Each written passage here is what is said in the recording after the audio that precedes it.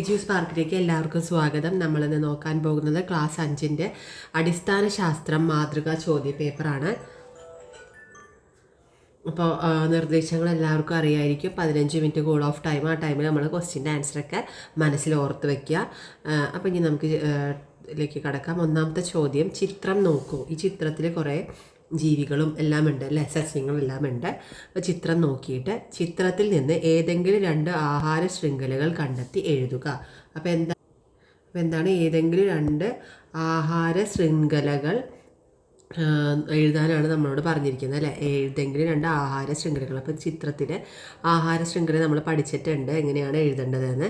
അപ്പോൾ നമുക്കതൊന്ന് നോക്കാം. ആഹാര ശൃംഖല. അപ്പോൾ എന്താണ് ആഹാര ശൃംഖല? ആദ്യത്തെ ഒരു ശൃംഖല എന്ന് പറഞ്ഞാൽ ചെടി, ജലസസ്യങ്ങൾ. ആ പിക്ചറിൽ നമ്മൾ കണ്ടിട്ടുണ്ടായിരുന്നു അല്ലേ. അപ്പോൾ അതിൽ ചെടികൾ, ജലസസ്യങ്ങൾ ഉണ്ടായിരുന്നു, പിന്നെ ചെറിയ മീനുകൾ.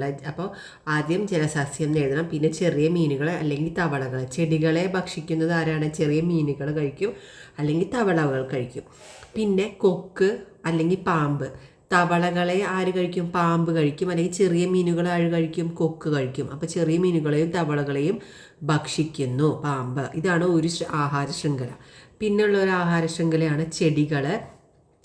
പുഴുക്കൾ കഴിക്കും, തവളകൾ കഴിക്കും, പാമ്പ് കഴിക്കും. ചെടികളിലെ പുഴു കഴിക്കും, പുഴുവിനെയാണ് തവളകൾ കഴിക്കുക. പിന്നെ തവളേനെ ആര് കഴിക്കും? പാമ്പ് കഴിക്കും.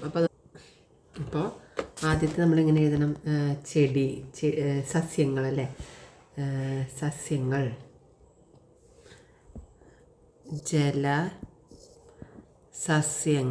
അല്ലേ. സസ്യങ്ങൾ, ജലസസ്യങ്ങൾ എന്ത് കഴിക്കും? കൊക്ക് കഴിക്കും അല്ലേ. കൊക്ക്. പിന്നെയോ? പിന്നെ കൊക്കിനെ ആര് കഴിക്കും? അല്ല, കൊക്കല്ല, ചെറുമീനുകളാണ് കഴിക്കുക. ജലസസ്യങ്ങളെ ചെറുമീനുകൾ കഴിക്കും. മീനുകൾ ഇതിനകത്ത് കാണുന്നില്ലേ? ഉണ്ട് അല്ലേ, ചെറുമീനുകൾ. പിന്നെയോ? പിന്നെ ചെറുമീനുകൾ ആര് കഴിക്കും? ചെറുമീനുകളെ കൊക്ക് കഴിക്കും. കൊക്ക്, അവിടെ കൊക്കിൻ്റെ കണ്ടില്ലേ, കൊക്കിൻ്റെ പടം കണ്ടില്ലേ? കൊക്ക് കഴിക്കും. അപ്പോൾ ഇതൊരു ആഹാര ശൃംഖല 1. ഇനി നമുക്ക് രണ്ടാമത്തെ എങ്ങനെ എഴുതാം? രണ്ടാമത്തെ ചെടികൾ ആര് കഴിക്കും? പുഴുക്കൾ കഴിക്കും അല്ലേ. പുഴുക്കൾ കഴിക്കും. പുഴുക്കൾ ആര് കഴിക്കും? ആരാണ് ഭക്ഷിക്കുക? തവളകൾ കഴിക്കും. പിന്നെ തവളകൾ ആര് കഴിക്കും? പാമ്പ്. ആര് കഴിക്കും? പാമ്പ്. അപ്പോൾ ഇങ്ങനെയാണ് 2 ആഹാര ശൃംഖലകൾ കണ്ടെത്തി എഴുതാൻ പറഞ്ഞത്. എങ്ങനെയാണ് എഴുതേണ്ടത്? ഓക്കെ. ഇനി അടുത്തത്, നിങ്ങൾ തയ്യാറാക്കിയ ആഹാര ശൃംഖലകൾ ഓരോന്നിലെയും ആദ്യത്തെ കണ്ണി ഏതു ജീവിയാണ്? അപ്പം നിങ്ങൾ തയ്യാറാക്കിയ ആഹാര ശൃംഖലയിലെ ആദ്യത്തെ കണ്ണി എന്ന് പറയുന്നത് ഏത് ജീവിയാണ്? ഏതാണ്? സസ്യങ്ങളാണ് അല്ലേ. കണ്ടോ, ചെടികൾ അല്ലെങ്കിൽ ജലസസ്യങ്ങൾ എന്ന് പറയാം. അപ്പം ഏത് ഏവിയാണെന്ന് ചോദിക്കുക. അതിൻ്റെ ഉത്തരം എന്താ? ബീൻ്റെ ഉത്തരം ആദ്യം എന്താണ്? സസ്യങ്ങൾ അല്ലേ. സസ്യങ്ങൾ. ബീൻ്റെ ഉത്തരം സസ്യങ്ങൾ.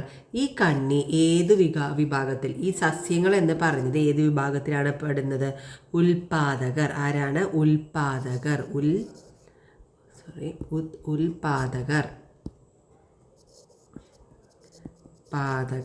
അതിലാണ് പെടുന്നത് അല്ലേ.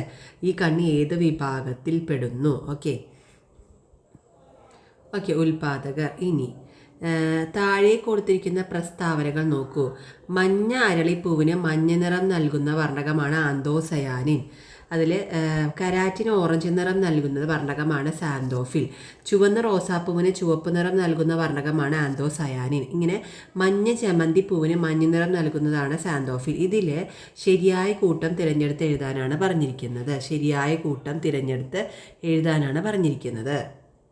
അപ്പോൾ ഇതിങ്ങനെ ചോദിക്കും. 4 സ്റ്റേറ്റ്മെൻ്റ് ആയിട്ട് തന്നിട്ട് ഇതിൽ ഏതാണ് കറക്റ്റ് എന്ന് ചോദിക്കും. അപ്പോൾ ഇതിൽ എ ഓപ്ഷൻ നമുക്ക് നോക്കാം. അതിൽ 1ഉം 2ഉം ശരിയാണെന്ന് പറഞ്ഞു. അപ്പോൾ ഒന്നാമത്തെ എന്ന് പറയുന്നത് മഞ്ഞ അരളിപ്പൂവിന് മഞ്ഞ നിറം നൽകുന്ന വർണ്ണകമാണ് ആന്തോസയാനിൻ. അത് തെറ്റില്ല. ആന്തോസയാനിനാണോ മഞ്ഞ നിറം നൽകുന്നതെന്ന്? അല്ല. മഞ്ഞ അരളിപ്പൂവിന് അല്ലെങ്കിൽ അരളിപ്പൂവിന് മഞ്ഞ നിറം നൽകുന്ന വർണ്ണകമാണ് ആന്തോസയാനിൻ എന്നാണ് പറഞ്ഞിരിക്കുന്നത്. പക്ഷേ ഉത്തരം എന്താണ്? അത് തെറ്റാണ് കേട്ടോ. മഞ്ഞ ജമന്തി പൂവിന് മഞ്ഞ നിറം നൽകുന്ന വർണ്ണകമാണ് സാന്തോഫിൽ. ഇത് ശരിയാണ്. സാന്തോഫിലാണ് എന്ത്? മഞ്ഞ നിറം നൽകുന്നത്. അപ്പം മഞ്ഞ എന്ന് പറഞ്ഞത് മഞ്ഞ അല്ലെ, മഞ്ഞ എന്ന് പറയുന്നത് എന്താണ്? സാന്തോഫില്ലാണ്. സാന്തോഫിൽ, മാറിപ്പോകരുത് കേട്ടോ, സാന്തോഫിൽ. അപ്പോൾ ഏത് ശരിയാണ്? 4ാമത്തെ ശരിയാണെന്ന് മനസ്സിലായി. അപ്പോൾ എ ഓപ്ഷൻ നോക്കിയാൽ 4 ശരി എന്ന് പറഞ്ഞിട്ട് ഇവിടെ തന്നിട്ടുണ്ടോ? ഇല്ല. അപ്പോൾ ഇത് തെറ്റാണെന്ന് മനസ്സിലായില്ലേ? ഇനി ബിയിൽ 4 ശരിയാണെന്ന് പറഞ്ഞിട്ടുണ്ടോ? ഇല്ല. അപ്പോൾ അതും തെറ്റ്. ഇതിൽ 2 4 ശരിയാണെന്ന് പറഞ്ഞിട്ട് 4 സിയിലും ഡിയിലും ശരിയാണെന്ന് പറഞ്ഞിട്ട്. അപ്പോൾ ഇനി നമ്മൾ നോക്കേണ്ടത് പിന്നെ 1 ശരിയാണെന്ന് ഇവിടെ പറഞ്ഞിട്ടുണ്ട് കേട്ടോ. 1 ശരിയാണെന്ന് പറഞ്ഞിട്ട് ഡിയിൽ. പക്ഷേ ഡി നോക്കി നമ്മൾ തെറ്റാന്ന് പറഞ്ഞില്ല. അപ്പോൾ ഇതും തെറ്റാണ്. നമുക്ക് ഉത്തരം ശരി, ഇതാണ് ശരിയെന്ന് നമുക്ക് മനസ്സിലായി. അപ്പോൾ ഈ 4ാമത്തെ ശരിയാണെന്ന് കണ്ടപ്പോൾ തന്നെ നമുക്ക് എന്താണ്? സി ഓപ്ഷനാണ് ഉത്തരമെന്ന് നമ്മൾ ഓൾറെഡി കണ്ടുപിടിച്ചു. ഇനി എന്തായാലും നമുക്കൊന്ന് ക്ലാരിഫൈ ചെയ്യാൻ, ഇത് കറക്റ്റാണോ ഫുള്ള് ശരിയാണോ നമുക്ക് നോക്കാം.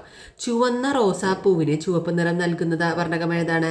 ആന്തോസയാനിനാണ്. അപ്പോൾ ചുവപ്പ് റോസാപ്പൂവിന് ചുവപ്പ് നിറം നൽകുന്നത് ആരാണ്? ആന്തോസയാനിനാണ്. ആന്തോസയാനിൻ ആണ്. ഓക്കെ, അപ്പോൾ ഇത് നമ്മൾ ഓർത്ത് വെക്കണം കേട്ടോ. അപ്പോൾ ആൻസർ ഏതാണ്? ആൻസർ ഏതാണ്? സി ആണ് കേട്ടോ ആൻസർ. ഇവിടെ ആൻസർ സി മറക്കരുത്, ആൻസർ സി ആണ്. ഇനി അടുത്തത് നമുക്ക് നോക്കാം. ചുവന്ന ചീര പ്രകാശ സംശ്ലേഷണം നടത്തുന്ന ഒരു സസ്യമാണ് എന്നാണ് കുട്ടിയുടെ അഭിപ്രായം. ഈ അഭിപ്രായത്തോട് നിങ്ങൾ യോജിക്കുന്നുണ്ടോ? എന്തുകൊണ്ടെന്ന് വിശദമാക്കുക. ചുവന്ന ചീര വിശദമാക്കാനാണ് നമ്മൾ പറയുന്നത്. അപ്പോൾ ചുവന്ന ചീര എന്ന് പറയുന്നത് പ്രകാശ സംശ്ലേഷണം നടത്തുന്ന ഒരു സസ്യമാണെന്നാണ് ഒരു കുട്ടി പറയുന്നത് അല്ലേ? അപ്പോൾ ചോദ്യം നോക്കിയാൽ ഈ അഭിപ്രായത്തോട് നിങ്ങൾ യോജിക്കുന്നുണ്ടോ? എന്തുകൊണ്ട്? നിങ്ങൾ ഈ അഭിപ്രായത്തോട്, ചുവന്ന ചീര പ്രകാശ സംശ്ലേഷണത്തിന് നടത്തുന്ന ഒരു സസ്യമാണെന്ന് പറഞ്ഞത്, നിങ്ങൾ ഈ അഭിപ്രായത്തിനോട് യോജിക്കുന്നുണ്ടോ ഇല്ലയോ? യോജിക്കുന്നുണ്ടെങ്കിൽ ഉണ്ട് എന്ന് എഴുതിയിട്ട് എന്തുകൊണ്ട് യോജിക്കുന്നു എന്ന് എഴുതണം. അല്ലെങ്കിൽ യോജിക്കുന്നില്ലെങ്കിൽ എന്തുകൊണ്ടാണ് നിങ്ങൾ യോജിക്കുന്നില്ല എന്നാണ് എഴുതേണ്ടത്. ഈ ചോദ്യം കേട്ടോ. അപ്പോൾ ഓക്കെ, അപ്പോൾ അപ്പോൾ ചുവന്ന ചീരയാണെങ്കിലും എന്തുണ്ടാവും അവിടെ? ഹരിതകം. ചുവന്ന ചീരയിലും എന്തുണ്ടാവും? ഹരിതകം ഉണ്ടാവും. എന്തുണ്ടാവുക? ഹരിതകം. ഓക്കെ, ഹരിതകം നമ്മൾ പഠിച്ചിട്ടില്ലേ? ഹരിതകമുണ്ട്. അപ്പോൾ എന്താണ്? ചുവന്ന ചീരയിലും എന്തുണ്ട്? ഹരിതകമുണ്ട്. അപ്പോൾ ഹരിതകം ഉണ്ടെങ്കിൽ എന്താണ്? പ്രകാശ സംശ്ലേഷണം സാധിക്കും അല്ലേ? ഹരിതകമുണ്ട്, അതുകൊണ്ട് പ്രകാശ സംശ്ലേഷണം നടത്താൻ സാധിക്കുന്നു. അപ്പോൾ ഈ അഭിപ്രായത്തോട് ഞാൻ യോജിക്കുന്നുണ്ട്. ചുവന്ന ചീരയിൽ എന്തുണ്ട്? ഹരിതകമുണ്ട്, അതുകൊണ്ട് പ്രകാശ സംശ്ലേഷണം നടത്താൻ സാധിക്കുന്നു. അപ്പോൾ എ ഓപ്ഷൻ നമുക്ക് കിട്ടി, അതിൻ്റെ ആൻസർ കിട്ടി. ഇനി അടുത്തത്, നിങ്ങളുടെ അഭിപ്രായം തെളിയിക്കുന്നതിന് ഒരു പരീക്ഷണം രൂപകൽപ്പന ചെയ്യുക. ഈ അഭിപ്രായം, നിങ്ങൾ പറഞ്ഞ അഭിപ്രായം ശരിയാകണേ ഒരു പരീക്ഷണം രൂപകൽപ്പന, ഒരു പരീക്ഷണം എഴുതാനാണ് ഇവിടെ പറഞ്ഞിരിക്കുന്നത്. ഓക്കെ, അപ്പോൾ നമുക്ക് എഴുതാം.